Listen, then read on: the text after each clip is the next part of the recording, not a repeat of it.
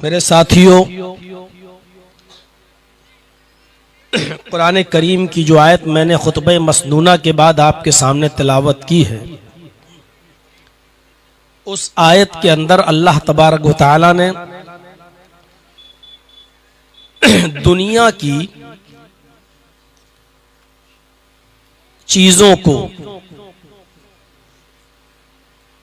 और दुनिया के ऐशो आराम को और दुनिया के आसाइशो आराम की चीजों को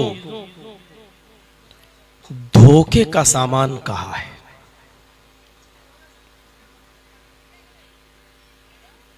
मैं उसको मिसालों से समझा सकता हूं। कोई चीज है जो दूर से बड़ी खूबसूरत लगती है, लेकिन करीब से अगर देखा जाए तो बहुत ही घिनौनी और बहुत ही घटिया वो होती है। आज का ये मॉडर्न जमाना है, मोबाइलों से गुफ्तगू हो जाती है, शादी के रिश्ते भी मोबाइल से तय हो जाते हैं। और अब तो ये होता है कि जो पहले होता था कि लड़के वाले लड़की के घर जाते थे और लड़की को देखते थे, अब तो वो कहते हैं कि आप फोटो भेज दीजिए व्हाट्सएप पर, हम यहीं से देख लेते हैं और फैसला कर लेते हैं कि रिश्ता भाई हमें करना या नहीं करना। अब फोटो में लड़के का हो या लड़की का, वो फोटो कितना खूबसूरत आता है, या बदसूरत लड़के को या लड़की को भी बड़ा खूबसूरत बनाया भी जा सकता है। ऐसे ऐसे सॉफ्टवेयर आ चुके। अब किसी लड़की ने फोटो भेजा फिल्टर लगाकर, देखने में थी वो काली कलूटी, भले ही कोयले जैसी, लेकिन फिल्टर से जब उसने फोटो को बनाया और आपको भेज दिया, आप धोखे में आ गए। माशाअल्लाह, बड़ी खूबसूरत है हमारी मंगेतर या जिससे हमारा रिश्ता हो रहा है। और जब शादी हुई उससे और वो घर आई आपके, तो आपको एक दिन पता ही नहीं चल सका, मेकअप वेकअप की हुई थी। और जब दूसरे दिन उसने नहाया धोया, मेकअप हटा, तब आपको पता चला कि अरे मेरे साथ तो धोखा हुआ है, फोटो में बड़ी खूबसूरत दिखाई गई और हकीकत यह है इसकी। तो दूर से कोई चीज बड़ी खूबसूरत नजर आती है, लेकिन हकीकत यह है कि जब उसको पास से देखा जाए तो वो बहुत ही ज्यादा कबीह और बदसूरत और खराब होती है। इसी को कहते धोखे में डालना या नजरों का धोखा। कभी आप बंबई जाएं और जुहू चौपाटी घूमने जाएं, तो जुहू चौपाटी आने से पहले, समंदर के आने से पहले 1 या 1.5-2 किलोमीटर की दूरी से आप देखेंगे तो समंदर के इर्द गिर्द भी जो बालू है, जो रेत पड़ी हुई है, वो भी आपको पानी नजर आएगा। दूर से आपको पानी नजर आएगा, समंदर नजर आएगा, लेकिन जब आप उसके करीब जाएंगे, उसके पास पहुंचेंगे, तब पता चलेगा कि ये पानी नहीं है, ये तो रेत है, पानी तो अभी और दूर पे है। दूर से जो चीज पानी नजर आ रही थी आपको, करीब जाकर आपने देखा तो वो बालू थी, रेत। तो आप अंदाजा लगा सकते हैं कि दूर से कोई चीज बड़ी खूबसूरत नजर आती है, लेकिन करीब से जाने के बाद देखो तो वो चीज बड़ी बदसूरत होती है, कभी होती है। अल्लाह ने यही मिसाल दुनिया की दी है। वमा हाज़िहिल हयातुद दुनिया इल्ला मताउल गुरूर। दुनिया की जिंदगी तो महज धोखे का सामान है। दुनिया की जिंदगी महज धोखे का सामान। ये दुनिया बड़ी खूबसूरत नजर आती है, इस दुनिया की रमक चमक और दमक बहुत अच्छी लगती है। हर इंसान चाहता है कि हम एयर कंडीशन की हवा में सोएं। हर आदमी चाहता है कि मेरे बच्चों के पास दुख और तकलीफ नाम की कोई चीज ना आए। हर शख्स चाहता है कि मेरे घर में फ्रिज हो और उसका ठंडा पानी मैं पीऊं। हर शख्स चाहता है कि हमारे पास गर्म कपड़े हों, हम उनको पहने सर्दियों में।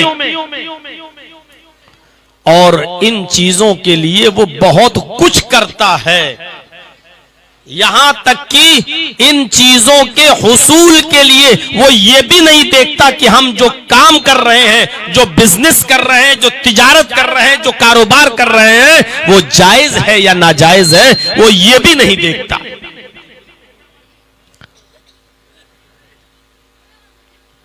अगर अपने पड़ोस में रहने वाले किसी इंसान के बच्चे को देखता है कि उसने MBBS कर लिया है, MS कर लिया है, MD कर लिया है, सुबह उठता है वो बच्चा फॉर्च्यूनर से अपनी क्लिनिक जाता है, अपने हॉस्पिटल जाता है और शाम को वापस आता है, उसके पास आईफोन है, उसके पास जरूरियात जिंदगी की तमाम चीजें हैं। इस चीजों को देखकर वो कहता काश ये तमाम की तमाम चीजें मेरी औलाद के पास भी होती, मेरे पास भी होती। दूर से उसको दूसरे की जिंदगी बहुत अच्छी नजर आ रही है, लेकिन करीब आने के बाद पता चलता है कि जिस आदमी के पास दौलत की कमी नहीं है, पैसे की कमी नहीं है, ऐशो आराम की कमी नहीं है, लेकिन जब उसको करीब से जाकर देखा तो पता चला कि वो अरहर की दाल खा रहा है, मूंग की दाल खा रहा है, मटन और चिकन से वो परहेज कर रहा है। पूछा उससे कि तुम मटन क्यों खा रहे हो, तुम तो इतने पैसे वाले मंद हो, मैं देखता हूं कि तुम घड़े का, मटके का, सुराही का पानी पी रहे हो, तुम्हारे घर में तो फ्रिज है, फिर तुम फ्रिज का पानी क्यों नहीं पीते हो? उसने कहा फ्रिज के ठंडे पानी को पीने से डॉक्टर ने मना कर दिया है, चिकन और मटन खाने से, तली हुई और तेल की चीजें खाने से ने हमें मना कर रखा है, हमें ये प्रॉब्लम है, कोलेस्ट्रॉल बढ़ा हुआ है, हमें शुगर है, हमें ये दुनिया भर की उसने तमाम बीमारियां गिना दी। दूर से इस आदमी की दौलत, इस आदमी की जिंदगी बड़ी चमकीली नजर आ रही थी, बड़ी रमक दमक और चमक उसमें नजर आ रही थी।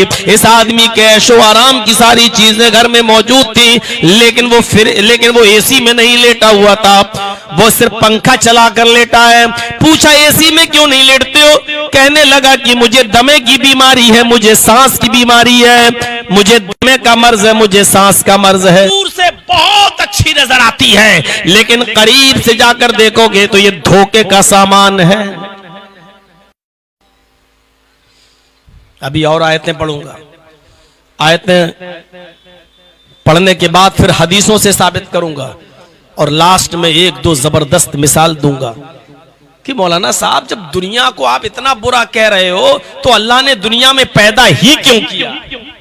ये सवालात उठते हैं हमारे जहन में। दुनिया हमारी जिंदगी के गुजारने के लिए जरूरी तो है, लेकिन उसको जरूरत के तहत इस्तेमाल तो कर सकते हो आप, लेकिन उससे दिल नहीं लगा सकते हो। इतना ही इस्तेमाल करो इस दुनिया को जितनी जरूरत हो।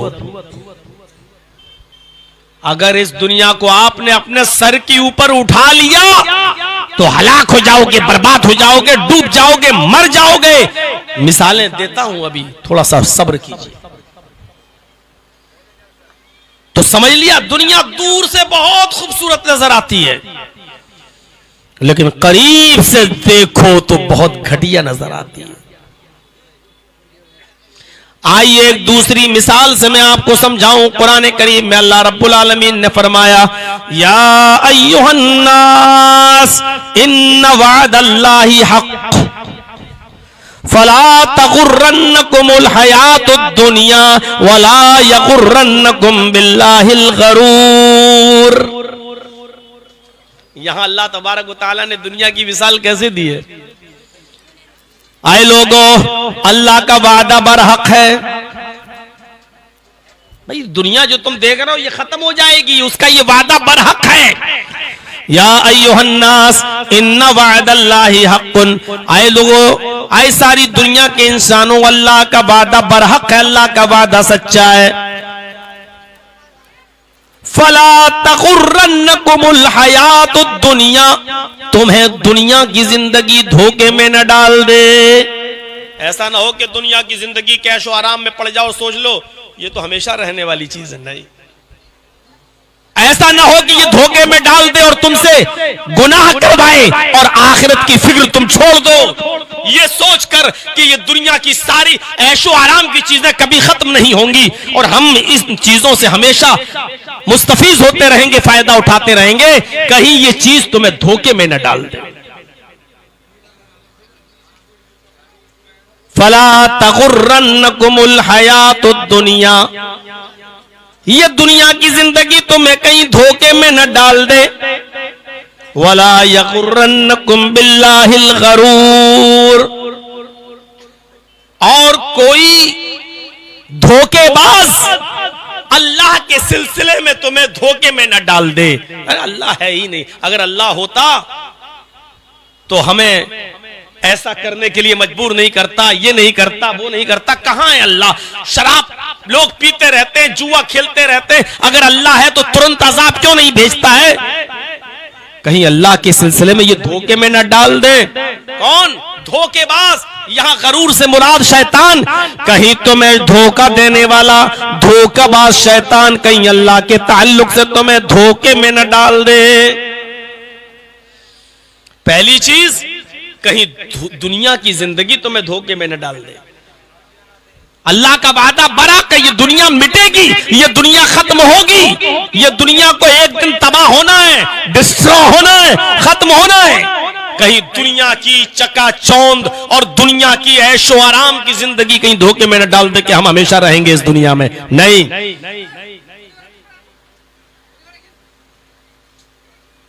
आप लोग यहां क्यों खड़े हो भाई? यहां खड़े हो गए तो पीछे वाले तो शोर करेंगे ना। ये वॉलंटियर लोगों की जिम्मेदारी है कि लोगों को हटाएं, यहां जगह खाली करवाएं।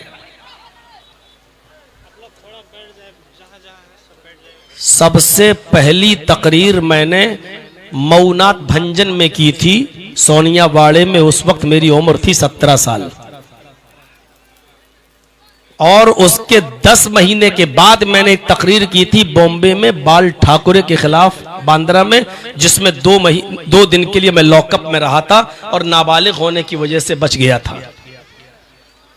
18 साल से लेकर आज 46 साल हो गए, 46 ईयर। ये 28 साल से मैं तकरीरें कर रहा हूं और 28 साल से बिहार और बंगाल आ रहा हूं।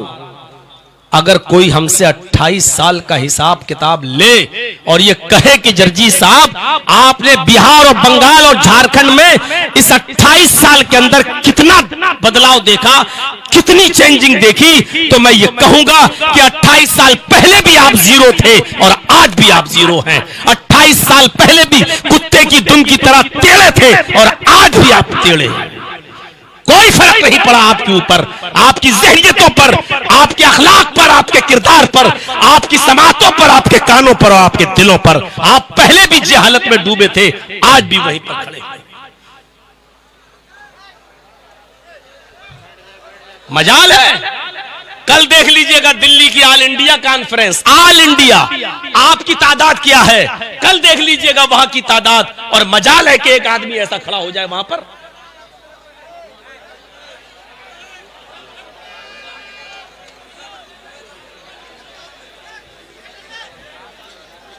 सूरत देखिए आप,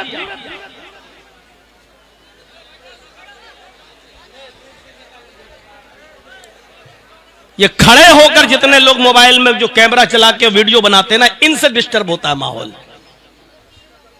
इतना शौक है, पहले आइए और आगे बैठिए।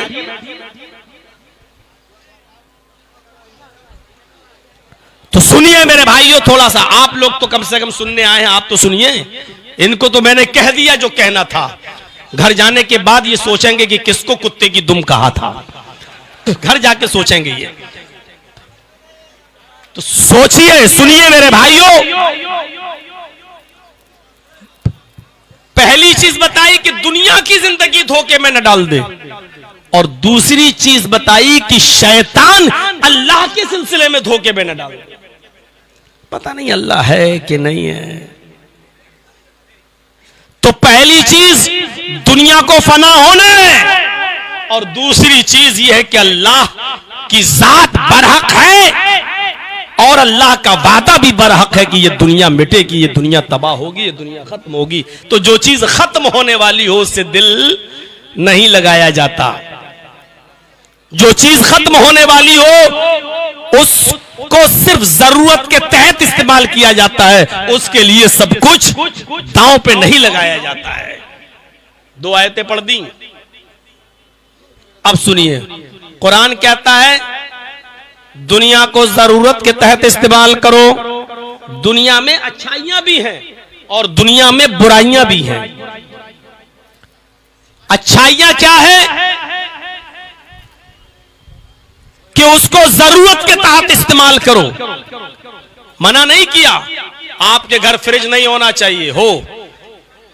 मना नहीं है कि आपके घर एयर कंडीशन ना हो, होना चाहिए, ठीक है। लेकिन इन चीजों को आप इस्तेमाल कैसे करो? बगैर दुनिया के हम और आप अधूरे हैं, इसलिए दुनिया की जरूरत तो पड़ेगी, और बगैर दुनिया के हम और आप जिंदा रह भी नहीं सकते हैं। इसीलिए अल्लाह रब्बुल आलमीन ने फरमाया जब तुम दुनिया में रहते हो तो दुनिया की अच्छाइयां और दुनिया की भलाइयां तलब करो। अल्लाह से दुआ सिखलाई कि तुम ये दुआ मांगते रहा करो, रब्बना आतिना फिद दुनिया हसनतन व फिल आखिरती हसनतन व क़िना अज़ाबन्नार। रब्बना आतिना फिद दुनिया हसनतन व फिल आखिरती हसनतन व क़िना अज़ाबन्नार। आए हमारे रब, तू दुनिया में हमें हसना, खैर और भलाइयां तू हमें अता फरमा। देखिए, ये नहीं कहा दुनिया छोड़ दो, ये नहीं कहा कि बीवी छोड़ो, बच्चे छोड़ो, घर छोड़ो, मकान छोड़ो और जंगल में चले जाओ। ये नहीं कहा एक लंबी सी तस्बीह ले लो और जंगल में अल्लाहू अल्लाहू अल्लाहू पढ़ते रहो, और बीवी बच्चों के लिए कमाना छोड़ दो, मेहनत करना छोड़ दो, रहबानियत अख्तियार कर लो। ये नहीं कहा, बल्कि क्या कहा, दुनिया में बीवी और बच्चों के लिए कमाओ, मेहनत करो, मजदूरी करो, रिस्क हलाल तलाश करो, और दुनिया में जो अच्छाइयां हैं वो तुम अपने रब से मांगो। रब्बना आतिना फिद दुनिया हसनतन व फिल आखिरती हसनतन व क़िना अज़ाबन्नार। आए हमारे परवरदिगार, है हमारे रब, तू दुनिया हमें दुनिया में अच्छाइयां अता फरमा, व फिल आखिरती हसना, और आखिरत के अंदर भी भलाइयां और खैर हमें अता फरमा। आखिरत में भी तो 2 चीजें हैं, एक जन्नत और एक जहन्नम। तो दुनिया की भी बुराइयों से बचो और आखिरत की भी बुराई से, जहन्नम से अल्लाह की पनाह मांगो, नजात मांगो, और ये कहो कि अल्लाह आखिरत की भी भलाइयां अता फरमा, वक़िना अज़ाबन्नार, और जहन्नम के अजाब से, दोज़ख के अजाब से हमें बचा ले, हमारी हिफाजत फरमा। ये अल्लाह रब्बुल आलमीन ने दुआ सिखलाई है।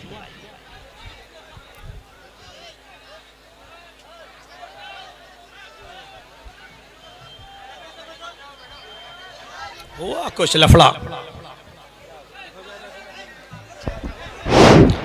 बैठिए भाई, आप लोग बैठ जाइए भाई, आप हजरत बैठिए, वो मामला संभल जाएगा, कुछ होगा मामला। वो आप लोग का काम नहीं है, कमेटी देखेंगे, आप लोग बैठ जाइए।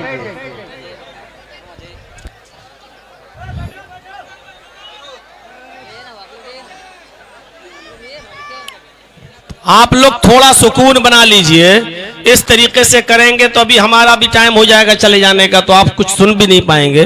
थोड़ी देर बैठ जाइए, सुन लीजिए। अभी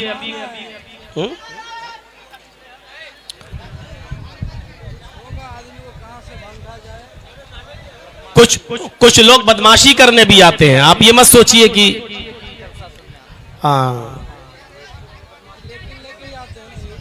कुछ लोग ऐसा भी होते हैं जो आपके जलसे को सिर्फ खराब करना चाहते हैं और कुछ नहीं होता है।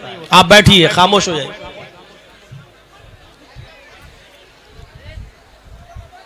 तो मेरे भाइयों, एक दुआ अल्लाह तबारक व तआला ने ये सिखाई, इस दुआ को हमें और आपको सबको याद करना चाहिए। रब्बना आतिना फिद दुनिया हसनतन व फिल आखिरति हसनतन व क़िना अज़ाबन्नार। ऐ हमारे रब, दुनिया में जो खैर व भलाइयां वो हमें अता फरमा, और आखिरत में जो खैर व भलाइयां वो तू हमें अता फरमा, और वक़िना अज़ाबन्नार, दोज़ख के अजाब से हमें बचा ले। एक आयत और पढ़ता हूं, उसके बाद में हदीस का नंबर। मेरे भाइयों, जरा इस आयत को भी सुन लीजिए। दुनिया को कमाना जरूरी है, लेकिन इतना भी नहीं कि आप दुनियादारी में ऐसे पड़ जाएं कि इबादत छोड़ दें, अल्लाह की इबादत छोड़ दें। और अल्लाह की इबादत भी जरूरी है, लेकिन अल्लाह की इबादत भी उतनी करें जितनी जरूरत है। अल्लाह की इबादत में इस तरह मगन न हो जाएं, इस तरह न लग जाएं कि आपको दुनिया की फिक्र न हो, बीवी बच्चों की फिक्र न हो। कुरान हमें समझा रहा है और कुरान हमें बीच का रास्ता बतला रहा है। कुरान क्या कहता है, पढ़िए सूरह जुमा। अल्लाह फरमाता है, फ़इज़ा क़ुज़ियतिस सलातु फ़ंतशिरू फ़िल अर्ज़ वब्तगू मिन फ़ज़लिल्लाह। क्या प्यारी बात कही अल्लाह तबारक व तआला ने कि आए लोगों, जब जुमे की नमाज के लिए आजान दी जाए तो तुम जुमे की नमाज के लिए मस्जिद में चले जाओ, नमाज पढ़ो, और जब जुमे की नमाज से फारिग हो जाओ। जुमे का दिन कितना मुबारक दिन, लेकिन अल्लाह ताला कह रहा है पूरा का पूरा दिन तुम मस्जिद के अंदर सुभान अल्लाह अल्हम्दुलिल्लाह में मत लगाओ, सजदों पे सजदे न करते रहो, नमाजों पे नमाजें मत पढ़ते रहो, हर वक्त तुम उसी के अंदर मगन न रहो। फरमाया फ़इज़ा क़ुज़ियतिस सलातु, जब नमाज जुमा पूरी हो जाए, जब नमाज जुमा अदा कर ली जाए, तो अब मस्जिद में तुम्हें फजूल में बैठना, बेकार में बैठना, बेकार क्यों बैठे हो, अब तुम्हें बैठना नहीं चाहिए। जब नमाज अदा कर ली, फंतशिरू फिल अर्ज़, तो तुम जमीन में फैल जाओ, तो तुम जमीन के अंदर फैल जाओ, जमीन के अंदर घूमो फिरो। वब्तगू मिन फज़लिल्लाह, और अल्लाह का रिस्क तलाश करो, अल्लाह की रोजी तलाश करो। हमने जो रोजी उतारी है वो तलाश करो, यानी दुनिया कमाने का भी हुक्म दे रहा है अल्लाह तबारक व तआला। अब तो आपने दोनों चीजें समझ ली। दुनिया की जिंदगी से धोखे में मत आ जाना, इसका यह मतलब नहीं कि दुनिया छोड़ दो। अल्लाह ने कहा वब्तगू मिन फज़लिल्लाह, अल्लाह का रिस्क तलाश करो, यानी मेहनत भी करना है, दुनिया को कमाना भी है, दुनिया को हासिल भी करना है। यानी हमें इतना दुनिया में नहीं पढ़ना, इतना नहीं पढ़ना कि दुनिया को अपने ऊपर सवार कर लें, और इतना दुनिया को छोड़ना भी नहीं है, इतना तर्क भी नहीं करना है कि हम 24 घंटे मुसल्ले पर रहें और बीवी बच्चों की बीमारी, उनके पढ़ने लिखने और उनके खाने पीने का भी हम भूल जाएं और उनका भी हम कोई ख्याल न रखें। ये भी हमें नहीं करना है। हमें बीच का रास्ता अख्तियार करना है, हमें बीच की शक्ल अख्तियार करनी है। मेरे भाइयों, ये हुआ मेरा आधे घंटे का खिताब अब तक जो कुरान की आयतों पर गुजरा है। आइए यहां से हम अपना टर्न लेते हैं और कुछ हदीसें आपके सामने पढ़ते हैं और हदीसों से साबित करते हैं कि दुनिया को हमें किस नजर से देखना है।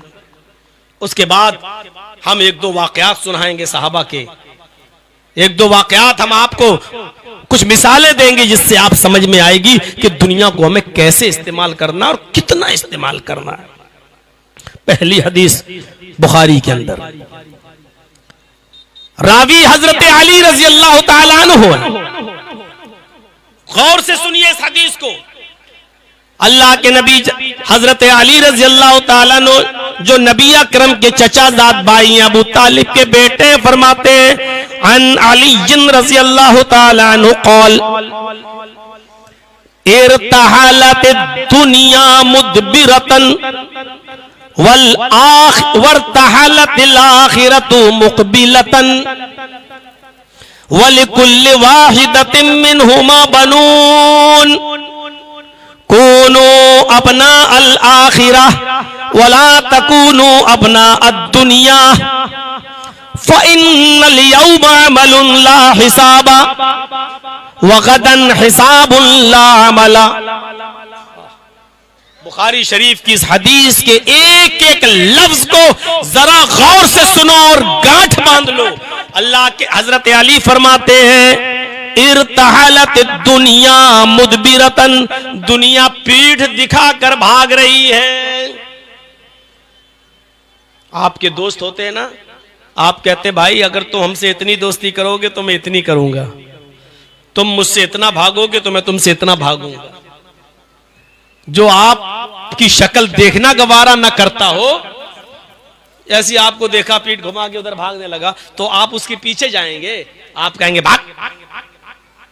जब तू हमें कुछ नहीं समझता तो हमें क्या पागल कुत्ते ने काटा जो तेरे पीछे पीछे फिरूं।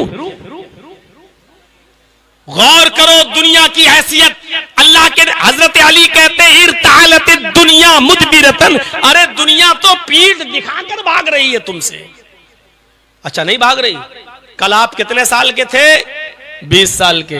5 साल के बाद जर्जीस साहब आपकी बस्ती में अगर आए हैं तो आज कितने साल के हो गए हो आप?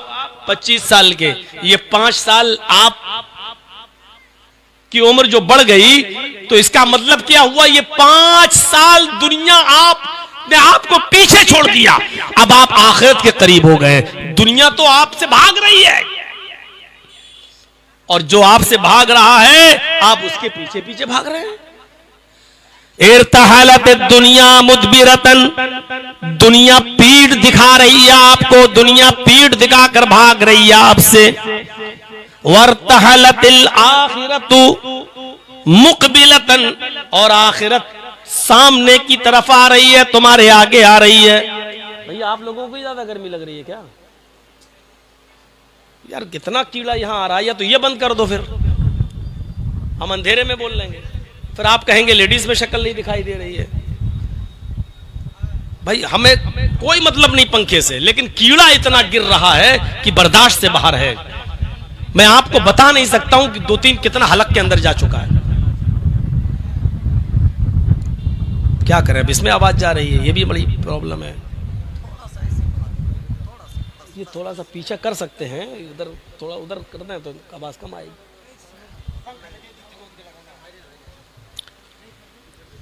इरतहलत दुनिया मुदबिरतन, पीठ दिखाकर भाग रही। वरतहलतिल आखिरतु मुक़बिलतन, और आखिरत सामने से आ रही है।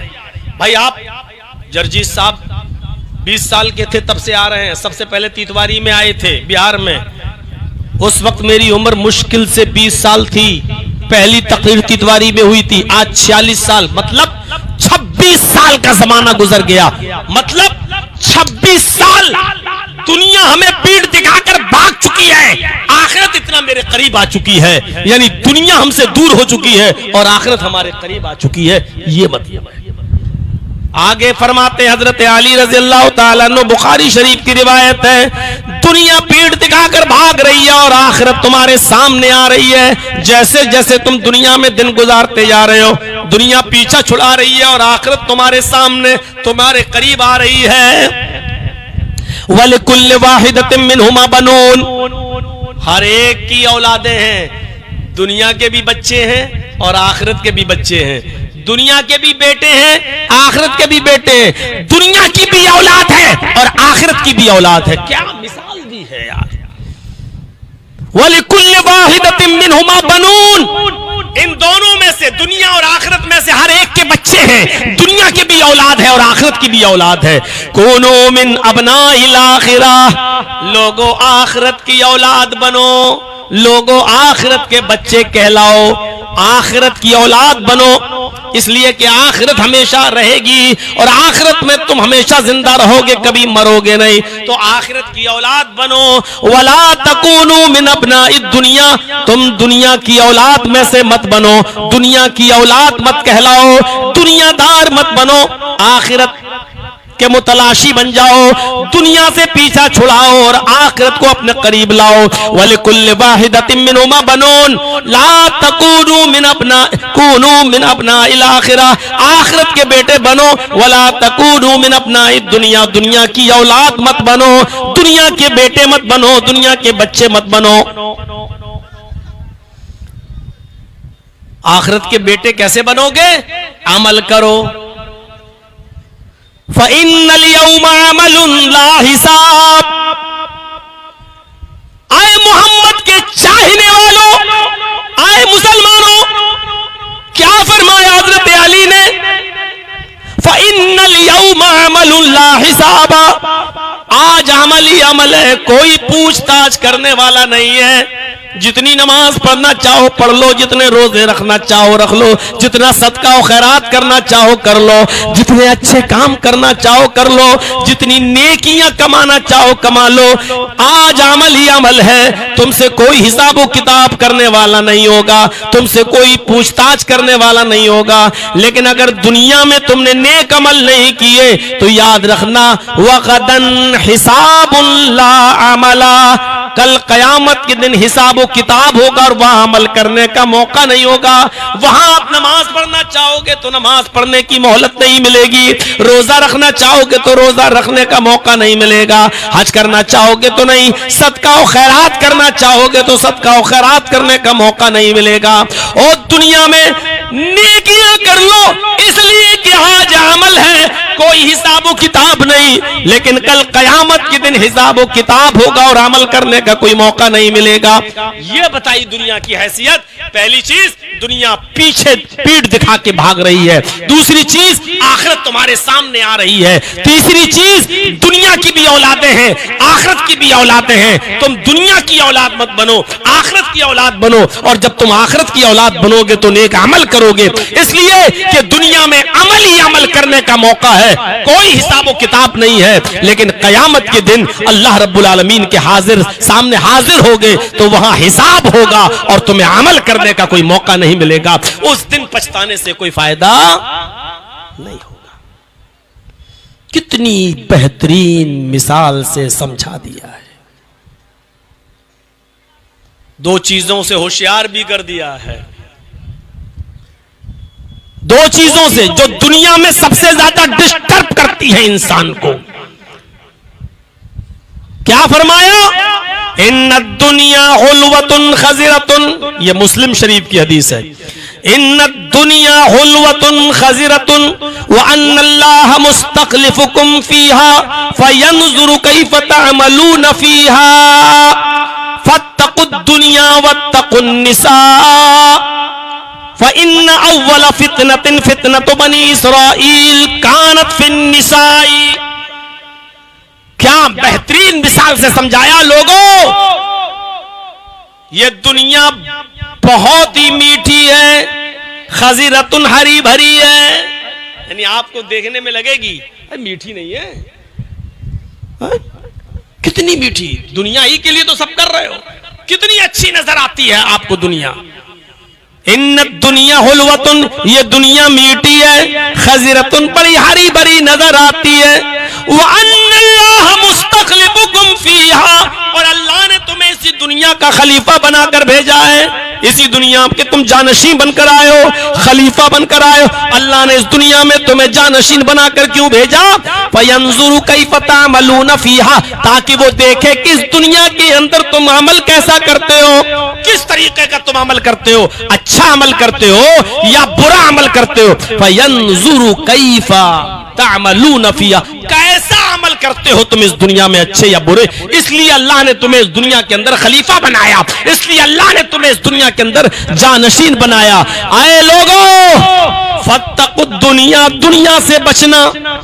अल्लाह के नबी ने खुद कहा कि दुनिया हरी भरी है, मीठी है, लेकिन फिर ये भी कह रहे फत्तकुद दुनिया, इसकी मिठास और इसकी हरियाली से धोखा मत खा जाना। फत्तकुद दुनिया, दुनिया से बचना, दुनिया से एरास करना, दुनिया से मुंह मोड़ना। वत्तकुन निसा, औरतों से भी बचे रहना। दुनिया को, दुनिया में आखिरत के कामों से रोकने वाली और आखिरत से दूर करने वाली सबसे ज्यादा खतरनाक अगर कोई चीज है तो वो औरत है। हमारी माँ बहनें गाली न दें, अल्लाह के रसूल ने औरत को दुनिया का सबसे बेहतरीन मता और सामान भी कहा है जिससे फायदा हासिल किया जाता है? खैरु मताइ दुनिया अल मरातु स्वालिहा, सबसे बेहतरीन फायदा हासिल करने की चीज और फायदे की चीज नेक बीवी नेक औरत भी है। औरतों को ये नहीं सोचना चाहिए कि जर्जी साहब औरतों को क्या कह रहे हैं, फत्तकुद दुनिया वत्तकुन निसा, किन औरतों से बचना? फितना परवर औरतों से। फितना परवर औरतें जानते हैं, जलसों में भी आई हैं तो लिपस्टिक लगा लगा के, जलसों में भी आई हैं तो क्रीम और पाउडर लगा लगा के, और जलसों में भी आई हैं तो सुनने नहीं आई हैं, जलेबियां और गुब्बारे बैलून खरीदने आई हैं, मेले में आई हैं, शॉपिंग करने आई हैं, और मर्दों के बीच में घुस घुस कर शॉपिंग कर रही। ऐसी औरतों के सिलसिले में कहा है कि फत्तकुद दुनिया, दुनिया से भी बचना और इन औरतों से भी बचना। क्यों? फ़इन्न अव्वला फितनता बनी इसराइल, फ़इन्न अव्वला फितनतिन, पहला फितना जो बनी इसराइल के अंदर पैदा हुआ था, कानत फिन निसा, वो औरतों के सिलसिले में था। बनी इसराइल तो बड़ी नेक इबादत गुजार कौम, लेकिन उस कौम को बर्बाद अगर किसी ने किया तो वो एक औरत साथ थी। बलआम बाऊर का फितना उठा था, मैं उस तरफ जाना नहीं चाहता हूं, जरा लंबा किस्सा हो जाएगा मेरे भाइयों।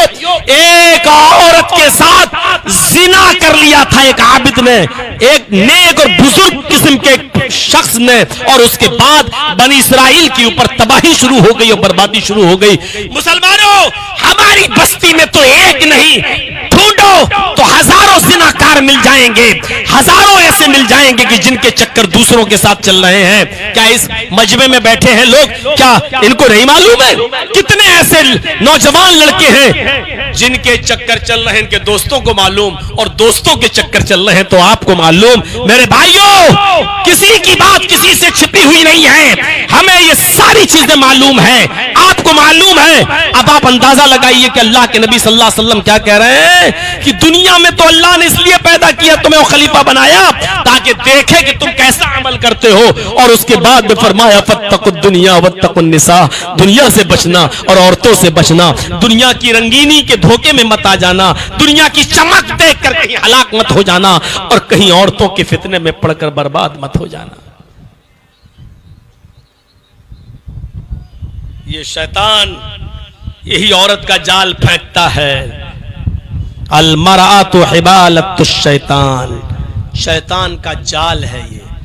जाल जानते हो ना, मछली पकड़ते हो ना, जाल डाल देते हो, मछलियां आ जाती हैं। शैतान जब किसी मर्द का शिकार करता है तो औरत का जाल फेंकता है, और इस औरत के जाल में मर्दों का शिकार, मोमिनों का शिकार करता है, बड़े बड़े ईमान वालों का शिकार इसी औरत के जाल को फेंक कर करता है। अल्लाह हम सबको औरतों के फितने से महफूज फरमाए। गौर कीजिएगा, दो हदीसें आपके सामने पढ़ी जा चुकी हैं, तीसरी हदीस आई है, ये भी मुस्लिम शरीफ की है। तीसरी हदीस पर गौर कीजिएगा। दुनिया मोमिन के लिए कैसी है और काफिर के लिए कैसी है। अगर आप मोमिन हैं तो ऐशो आराम का रास्ता छोड़ दो। अद दुनिया सिजनुल मोमिन व जन्नतुल काफिर, ये दुनिया मोमिन के लिए जेल खाना है और काफिर के लिए जन्नत है। अरे दुनिया के ऐशो आराम की चीजें तो काफिरों के लिए हैं, मोमिनों के लिए तो अल्लाह के नबी ने कहा कि दुनिया जेल खाना है। जेल से मिसाल क्यों दी है? क्योंकि जेल खाने में कोई भी काम आप अपनी मर्जी से नहीं कर सकते हो। आप अपनी मर्जी से सो नहीं सकते, आपको जेल के मैनुअल के हिसाब से सोना पड़ेगा, जेल के मैनुअल के हिसाब से उठना पड़ेगा, जेल के मैनुअल के हिसाब से खाना पड़ेगा, जेल के मैनुअल के हिसाब से आपको नहाना पड़ेगा। आपकी अपनी कोई मर्जी को दखल नहीं होता है, और जेल की जिंदगी मुझसे ज्यादा बेहतर कौन जानता होगा। मेरे भाइयों, जरा तसव्वुर कीजिए, जेल खाना कहाँ है दुनिया को मोमिन के लिए। यानी आए मुसलमानों, जिस तरह जेल के अंदर इंसान अपनी मर्जी का मालिक नहीं होता, जेल मैनुअल के हिसाब से चलता है, इस दुनिया में अपनी मर्जी के मालिक नहीं हो। जो चाहो खाओ, जो चाहो पियो, जो चाहो पहनो, जब चाहो तब सो जाओ, जब चाहो तब उठो। नहीं नहीं, तुम्हें तब उठना है जब तुम्हें तुम्हारा नबी जनाब मोहम्मद रसूलुल्लाह तुमसे उठने को कहे। फरमाया अस्सलातु खैरुम मिनन नौम। इसलिए फजर में कहा जाता है कि जिस नींद की अंगड़ाई तुम ले रहे हो और बड़े आराम से सो रहे हो, इस नींद से बेहतर नमाज है। अब तुम्हारा नबी तुम्हें उठा रहा है, अब हुक्म दे रहा है कि उठो।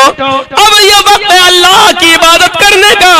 तुम्हें नींद बहुत प्यारी है, लेकिन नींद से भी प्यारी और महबूब चीज नमाज है।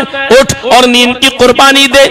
मोमिन होगा तो जेल खाने की जिंदगी समझते हुए कि हमें अपनी मर्जी से नहीं सोना है, अब मेरा रब मुझे उठा रहा है तो उठना होगा। फौरन उठेगा, ठंडे पानी से वुजू बनाएगा और मस्जिद की तरफ आ जाएगा।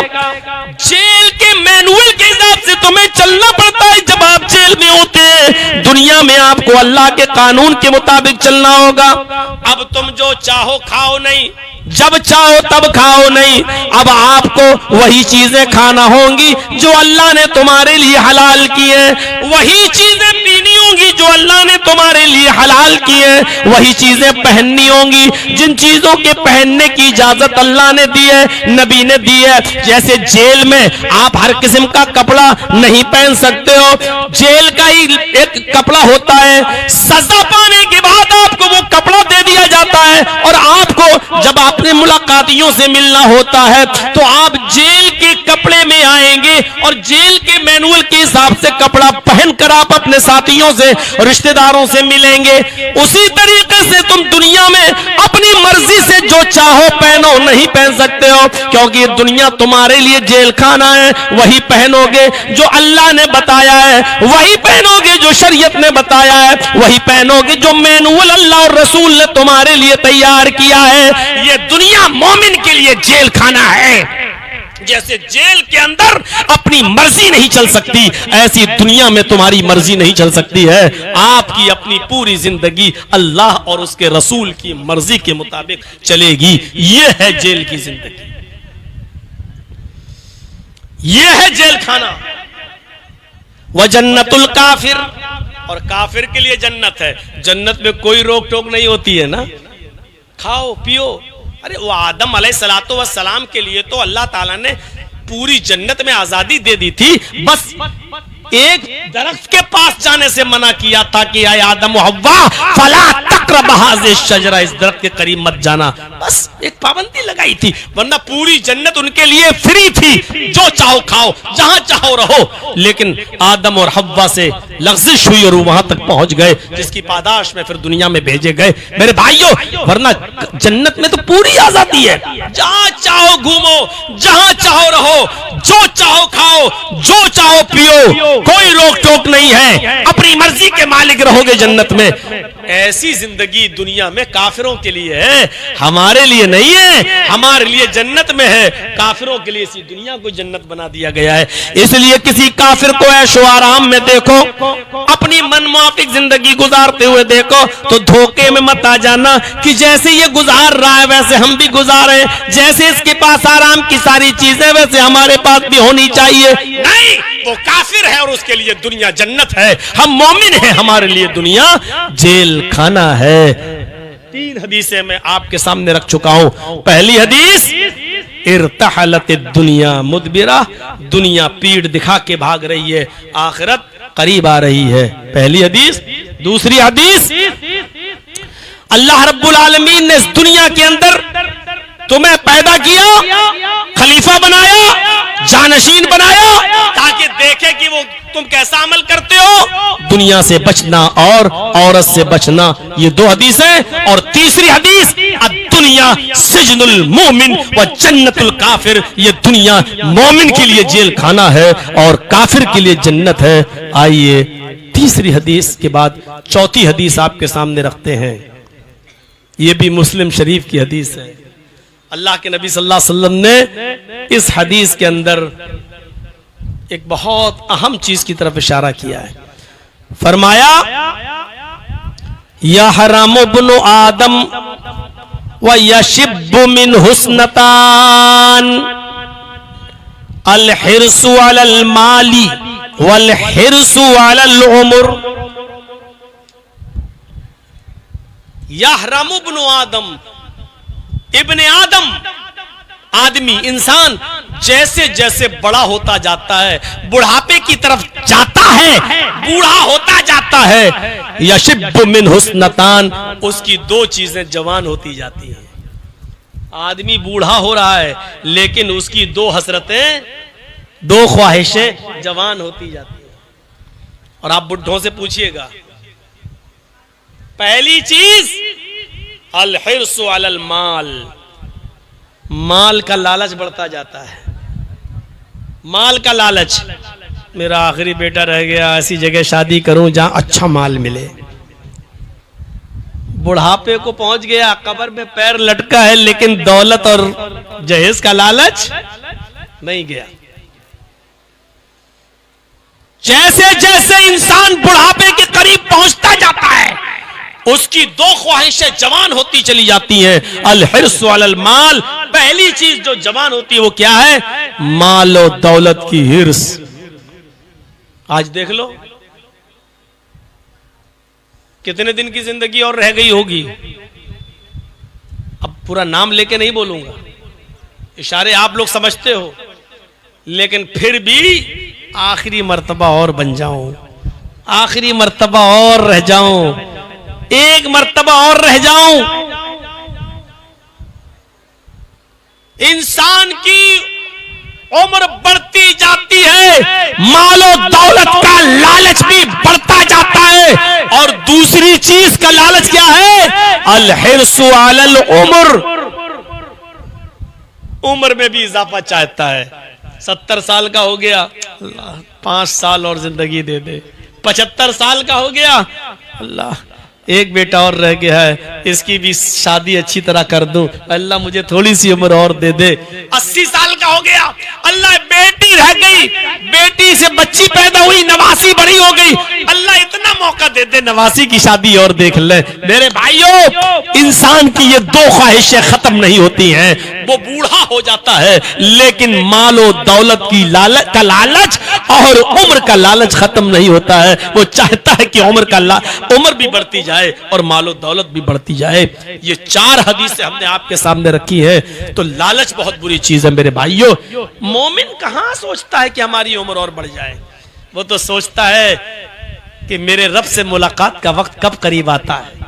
मोमिन की पहचान तो यह है कि वो खुश होता है कि रब से मुलाकात का वक्त करीब है। हजरत फातिमा को जब अल्लाह के नबी ने कहा था, फातिमा तुम सबसे पहले मुझसे मिलोगी, यानी मेरे इंतकाल के बाद मेरे खानदान में सबसे पहले तुम मेरे पास आओगी, तो हजरत फातिमा हंस दी थी, मुस्कुराने लगी थी। बताइए, मौत को करीब देखकर कौन मुस्कुराता है? अल्लाह के नबी ने कहा तुम सबसे पहले मेरे पास आओगी, तो हजरत फातिमा हंसने लगी। यानी मौत को करीब देखना और देखकर मुस्कुराना ये मोमिन की निशानी है। काफिर मौत से डरता है। अच्छा क्या होगा? ए भैया, ए तुम लोग भागो यहां से, चलो। अभी भी जिसको उठना हो सामने से उठ के चले जाए, बैठ जाते हैं सामने। मौत को करीब देखता है तो लालच, मौत को करीब देखता है तो उसको खुशी होती है, ये मोमिन की अलामत है। काफिर को कहां खुशी होती है? काफिर को खुशी नहीं होती। या मुनाफिक और गुनाहगार आदमी जल्दी नहीं मरना चाहता। तो 4 हदीसें आपके सामने रख दी। दिल चाहता है कि एक हदीस और सुनाऊं आपको, और यह हदीस भी बहुत प्यारी हदीस है। जरा इस हदीस के एक एक लफ्ज को सुनिए। तिरमिजी शरीफ की रिवायत है, अब्वाब ज़ुहद के अल्फाज हैं। अल्लाह के नबी सल्लल्लाहु अलैहि वसल्लम ने फरमाया, लौ कानत दुनिया तादिलु इंदल्लाहि जनाह बऊज़तिम मा सका काफिरम मिनहु शरबत माइन।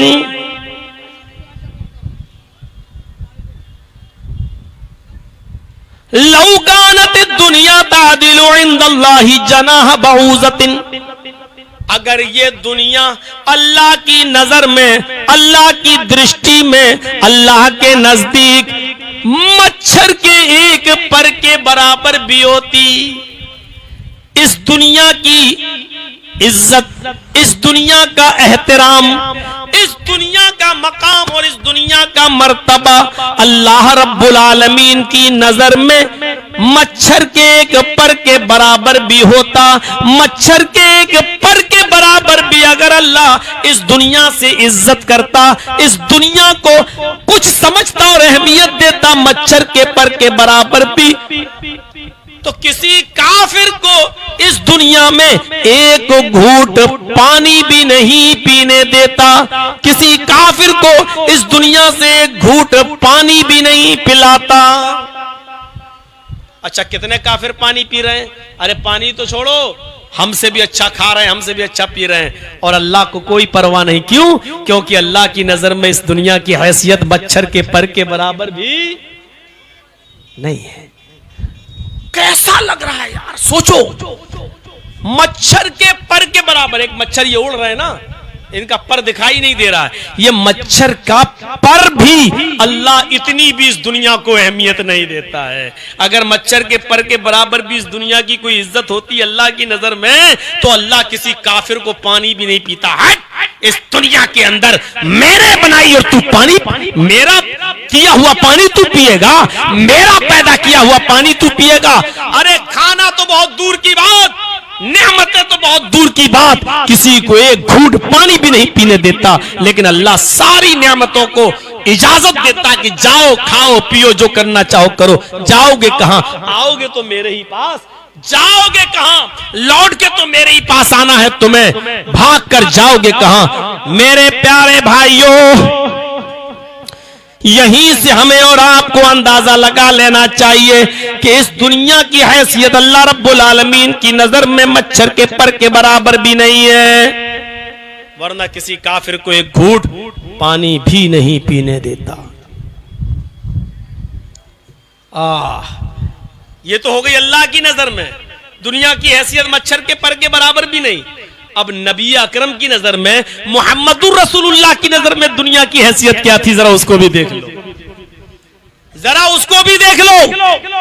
तिरमिजी अब्वाबुज़्ज़ुहद के अल्फाज, नाम रसूलुल्लाह सल्लल्लाहु अलैहि वसल्लम अला हसीरिन वक़द अस्सरा फी जंबिही। हजरत अब्दुल्लाह इब्न मसूद फरमाते हैं कि अल्लाह के नबी सल्लल्लाहु अलैहि वसल्लम चटाई पर सो रहे थे, चटाई पर सो रहे थे। नाम रसूलुल्लाह सल्लल्लाहु अलैहि वसल्लम अला हसीरिन, अल्लाह के नबी सल्लल्लाहु अलैहि वसल्लम चटाई पर सो रहे थे। जब उठे, जब बेदार हुए, जब आंख खुली, वक़द अस्सरा फी जंबिही, तो ये जो होता है ना, ऐसे सो रहे थे ऐसे, तो जब उठे तो यहां चटाई के निशान पड़ गए। कभी आप कपड़ा उतार के चटाई पर सोएंगे तो थोड़ी देर के बाद आपकी भी पीठ पर निशान पड़ जाएंगे। आप लोगों ने शुरू से लेके आखिर तक उठते उठते बैठते बीच से सब कुछ करके मूड ही नहीं बनने दिया मेरा। ये देखो, अब जब कह रहा था जाओ तब नहीं जा रहे हो, अब देखो ये आ गया, क्या करें,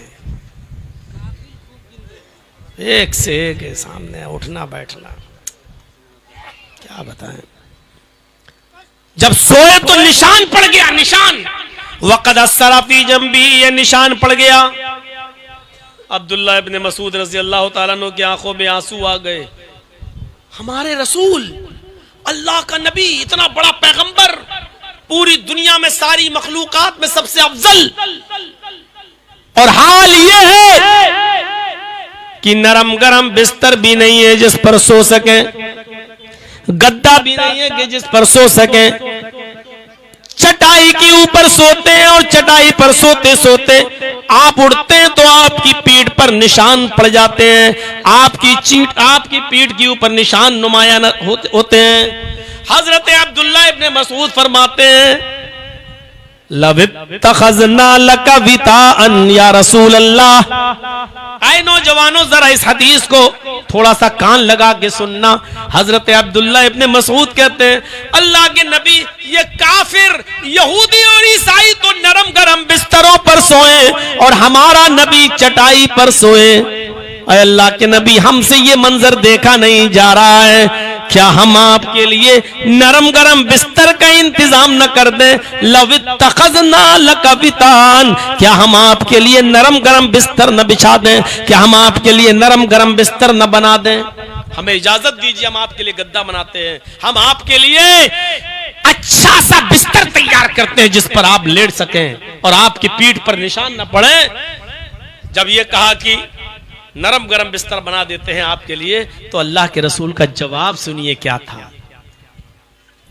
अल्लाह के नबी ने जवाब दिया, माली वल दुनिया, अरे मुझे दुनिया से क्या मतलब। भाई नरम गरम बिस्तर पर तो सभी सोते हैं, अरे आप क्या जर्जी साहब भी सोते हैं? कौन ऐसा है जो आज चटाइयों पे सो रहा है? लेकिन नबी अकरम के इस जवाब को सुनिए। जब अब्दुल्लाह इब्ने मसूद ने फरमाया, क्या हम आपके लिए नरम गरम बिस्तर का इंतजाम न करें? तो अल्लाह के नबी जवाब देते हैं, लवित्तखज़ना लकवितान, क्या हम नरम गरम बिस्तर बना दें? तो जवाब देते हैं, माली वलिद दुनिया, हमें दुनिया से क्या मतलब, हमें दुनिया से क्या सरोकार, हमें दुनिया में रहना ही कितने दिन है, हमें इस दुनिया से क्या लेना देना।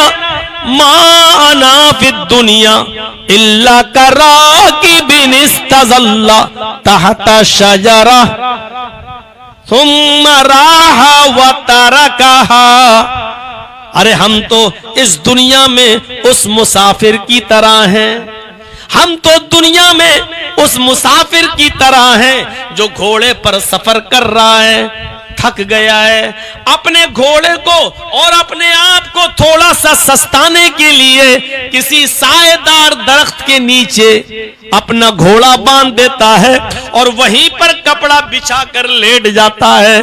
थोड़ी देर उसने आराम किया, मुसाफिर है, उसको जिंदगी भर उस पेड़ के नीचे नहीं सोना है। मैं उस मुसाफिर की तरह हूं जो थक गया है और दरख्त के साए के नीचे लेट गया।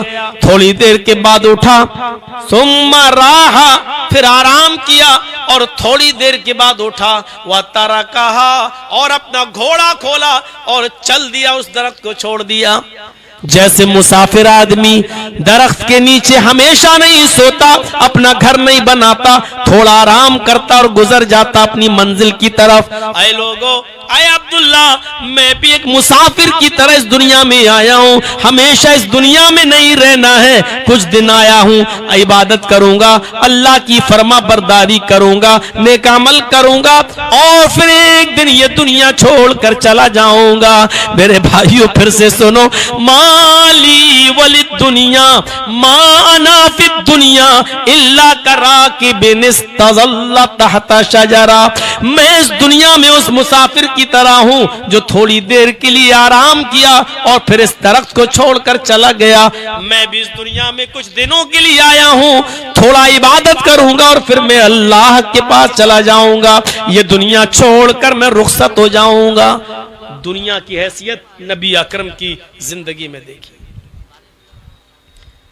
इन तमाम हदीसों से आपको ऐसा लग रहा होगा कि जर्जी साहब ये कहना चाहते हैं कि दुनिया बिल्कुल तर्क कर दो। नहीं, मेरा मतलब बिल्कुल ये नहीं है कि आप दुनिया तर्क कर दें।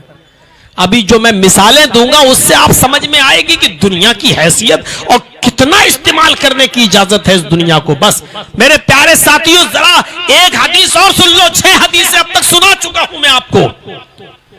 यह भी तिरमिजी की हदीस थी, 4 मुस्लिम की, 2 तिरमिजी की हदीसें मैंने आपको सुना दी। अब जो हदीस सुनाने जा रहा हूं वो अबू दाऊद किताबुल मलाहिम की है। जरा गौर करना इस हदीस के अल्फाज पर। अल्लाह के नबी सल्लल्लाहु अलैहि वसल्लम फरमाते हैं, यूशिकुल उममु अन तदा अलैकुम कमा तदा लकलत वाला क़िसतिहा। लोगों, एक ऐसा जमाना तुम्हारे ऊपर आ जाएगा कि तुम्हारे ऊपर दुनिया की सारी कौमें ऐसे टूट पड़ेंगी। देख लीजिए आज के हालात देख लीजिए। मुसलमानों, तुम्हारे ऊपर दुनिया की सारी कौमें टूट पड़ी हैं। हिंदुस्तान ले लो, पाकिस्तान ले लो, बांग्लादेश ले लो, सीरिया ले लो, लबनान ले लो, फिलिस्तीन ले लो, ईरान ले लो, मराकश ले लो, आज जहां पर भी मुसलमान जिंदा है उस खित्ते को ले लो। यूशिकुलुम तदालैकुम कमा तदाल गलत वाला किसतिहा। मुसलमानों, तुम्हारे ऊपर एक जैसा जमाना आ जाएगा कि दुनिया की सारी कौमें टूट पड़ेंगी, तुम्हारे ऊपर पिल पड़ेंगी। जैसे भूखे लोग दस्तरखान पर प्यालों पर टूट पड़ते हैं, कई दिन के भूखे लोगों को अचानक छोड़ दो तो एकदम दस्तरखान पर टूट पड़ेंगे।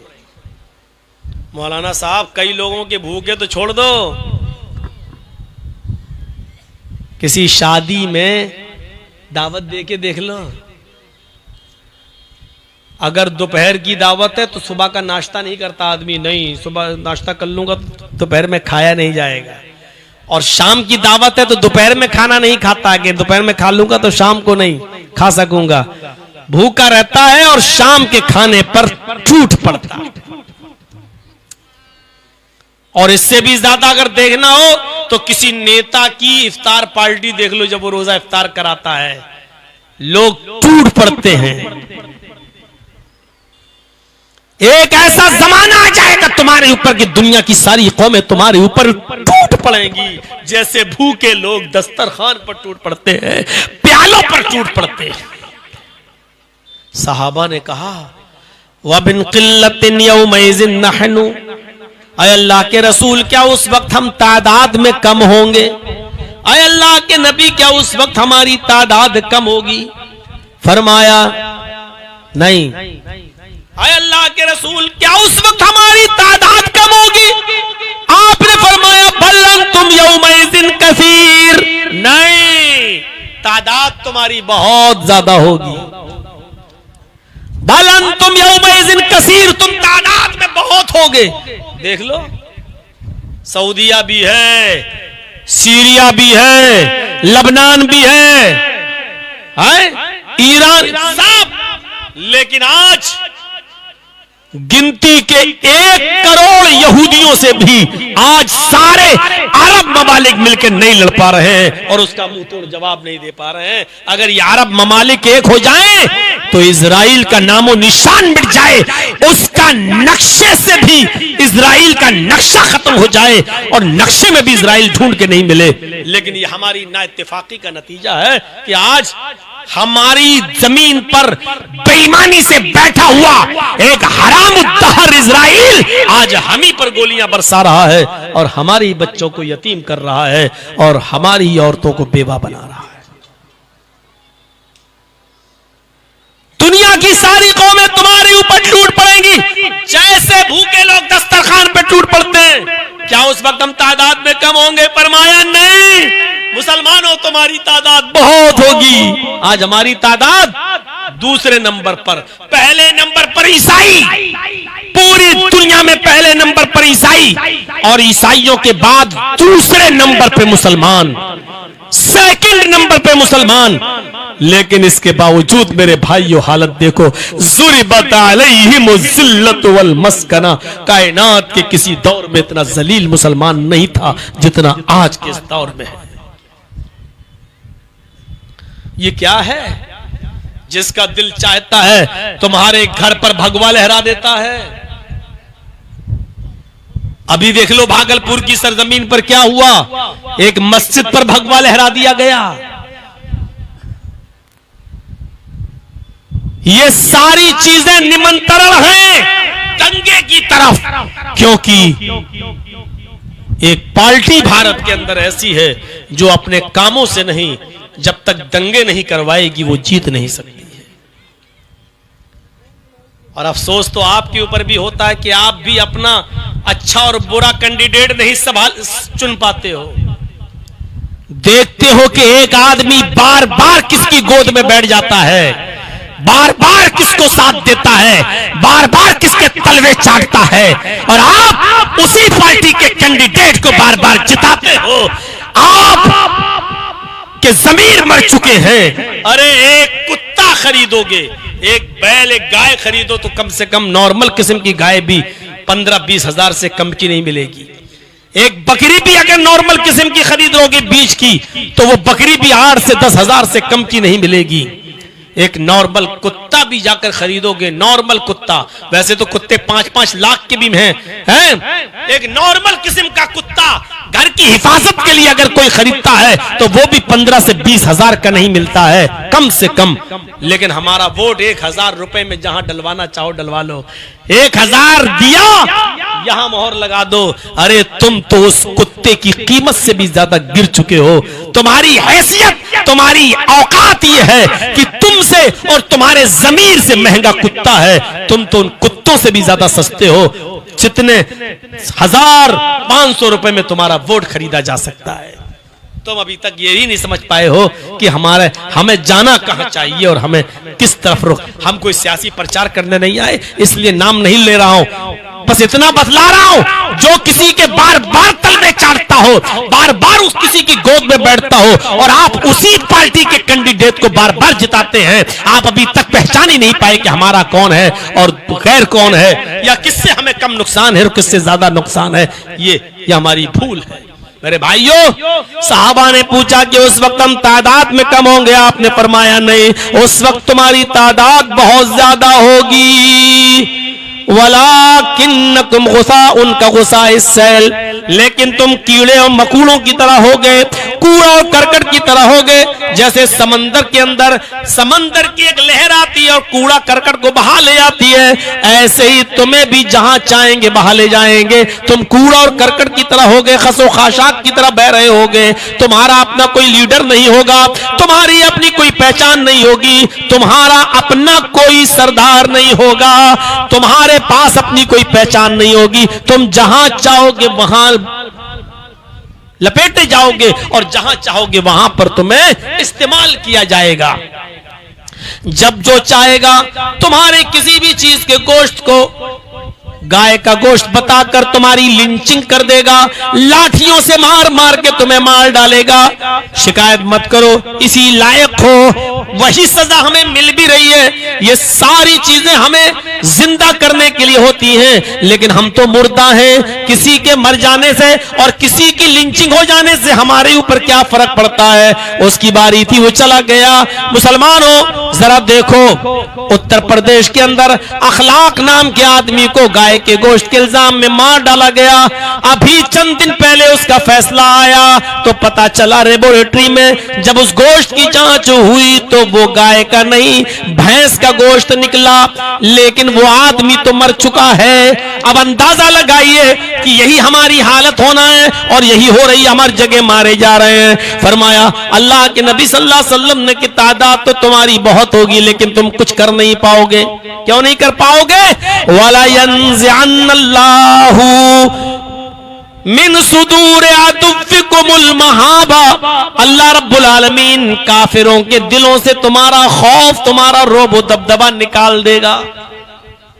कल तक हमने अपनी आंखों से देखा है जब बारात बजती हुई जाती थी, कल तक हमने अपनी आंखों से देखा है जब बारात बजती हुई जाती थी हमारे गैर मुस्लिम भाइयों की, और जब वो मस्जिद के पास से गुजरते थे तो बारात बैंड बाजे की बाजे बंद कर दिया करते थे और कहते थे लोगों ये मस्जिद है, यहाँ लोग नमाज पढ़ते हैं और पता नहीं हो सकता कोई नमाज पढ़ रहा हो। इस मस्जिद को क्रॉस करने के बाद जब 1 किलोमीटर दूर पहुंच जाएंगे तब बैंड बजाएंगे, तब बाजा बजाएंगे, इसलिए कि मुसलमानों को गाने बाजों से नफरत होती है। कल तक हमारी मस्जिदों का इतना एहतराम हिंदू भाई भी करते थे कि हमारी मस्जिदों के पास से गुजरते हुए बैंड बाजे भी नहीं बजाया करते थे, लेकिन आज हालात ये हैं कि हमारी मस्जिदों में ऐन नमाज के मौके पर जय श्री राम के नारे लगते हुए जाते हैं। आज हमारी मस्जिदों के पास से लाउड स्पीकर की आवाजें तेज कर दी जाती है, यहां तक कि गालियां मां बहन की देकर डीजे पे बजा बजा कर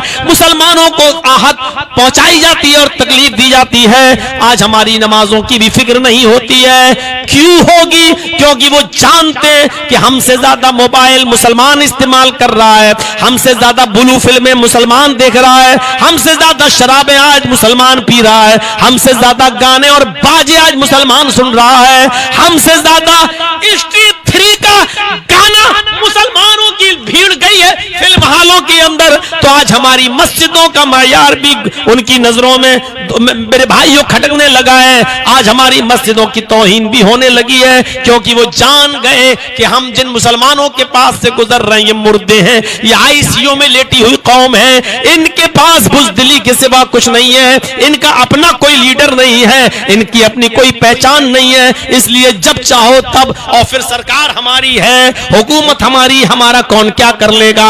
ये सारी कमजोरियों को जानते हैं ये लोग, इसलिए तुम्हारा मजाक उड़ाया जा रहा है। वला यंज़िअन्नल्लाहु फी सुदूरि अदुव्विकुमुल महाबा, अल्लाह रब्बुल आलमीन काफिरों के दिलों से तुम्हारा रौब, तुम्हारा दबदबा निकाल देगा। जो खौफ और दबदबा तुम्हारा बैठा हुआ वो उनके दिलों से निकल जाएगा।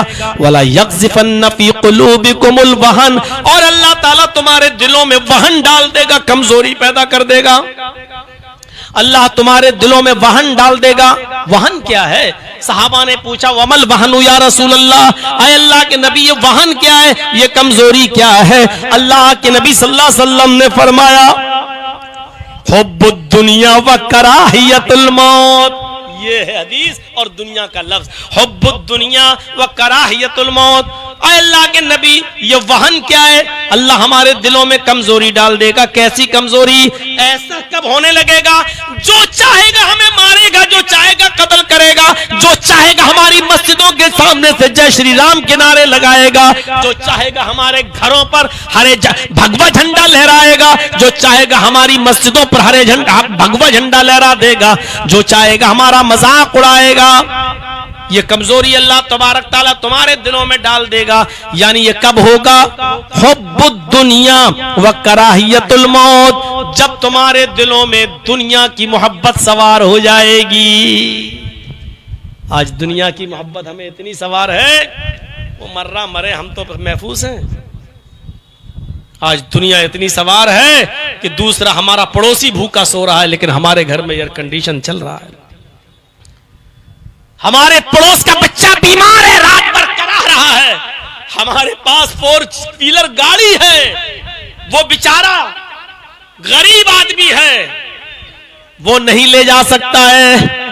लेकिन हमारे पास हमारे घर के दरवाजे नहीं खुल सकते कि चलो तेरा बेटा बीमार है, ले हम अपनी गाड़ी निकाल रहे हैं 4 व्हीलर, आओ तुम्हें हम अपनी गाड़ी पे बिठा के हॉस्पिटल ले चलते हैं। ये हमदर्दी आज हमारे अंदर से निकल चुकी है, ये खत्म हो गई है। दुनिया की मोहब्बत हमारे दिलों में रच गई और बस गई है। वह कराहियतुल मौत, और मौत को हम ना पसंद करने लगे। अल्लाह मौत कोई मर न जाए, मौत से हम मौत को हम ना पसंद करने लगे हैं। और जब इंसान मौत से डरने लगे और मौत को ना पसंद करने लगे, तो फिर समझ लो कि फिर हमें ये दिन देखना ही पड़ेंगे जो आज हम देख रहे हैं। 4 कुरान की आयतें, 7 हदीसें आपके सामने रखती हैं दुनिया की हैसियत और औकात बताने के लिए।